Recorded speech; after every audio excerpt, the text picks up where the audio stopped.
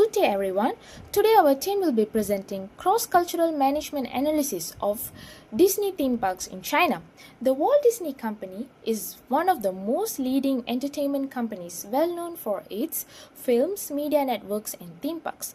Disney opened Hong Kong Disneyland in 2005 as its first theme park in China, followed by Shanghai Disneyland in 2016.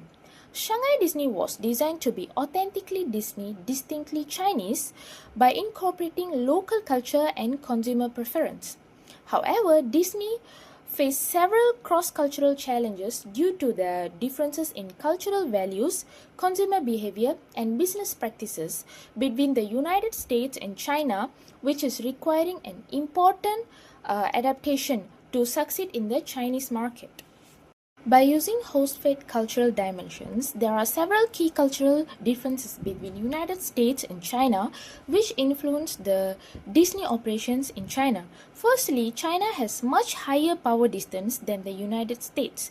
This because Chinese employees generally prefer clear leadership and hierarchical structure. Meanwhile, American management styles emphasize the employee empowerment and open communication. Therefore, Disney had to adapt its management approach to meet local expectation.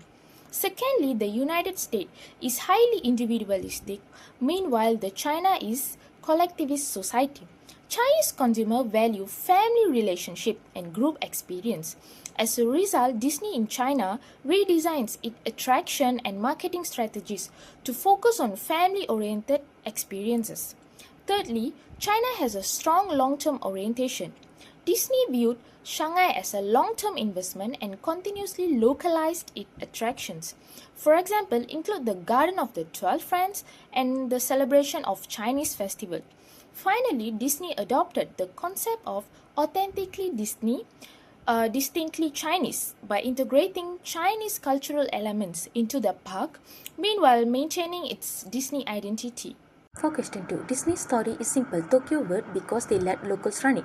Hong Kong failed because Disney took control and ignored local culture, which is employees were uncomfortable and holidays were mishandled.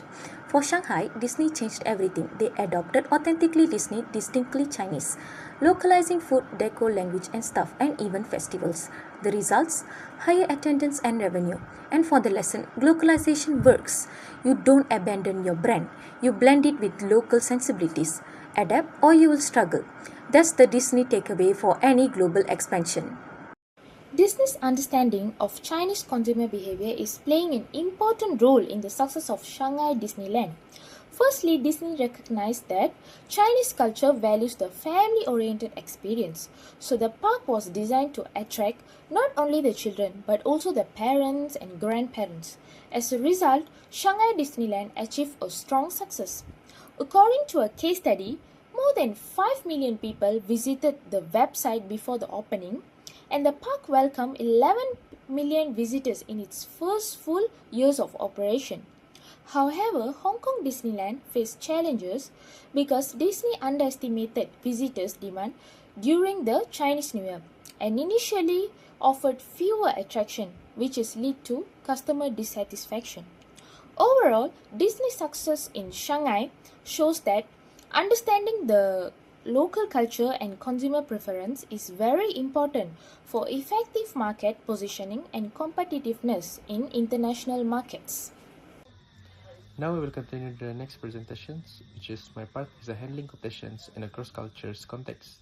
Disney faces strong competitions in China from local theme parks such as Chimlongs and OCT parks, which have a better understanding of local cultures and consumer preference.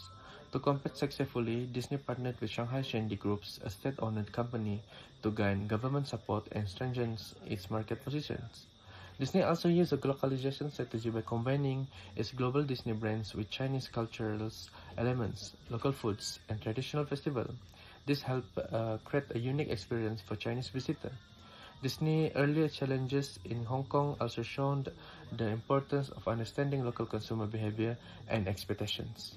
In conclusion, Disney's success in China showed that effective competitions in cross-cultures markets require both global strength and local adaptations. So that's all from my parts, and we will continue the presentations with the next presentator. Thank you. Alright, so next I will present about the lesson learned and the future recommendation. So, Disney experience in China provides the several important lessons for international business.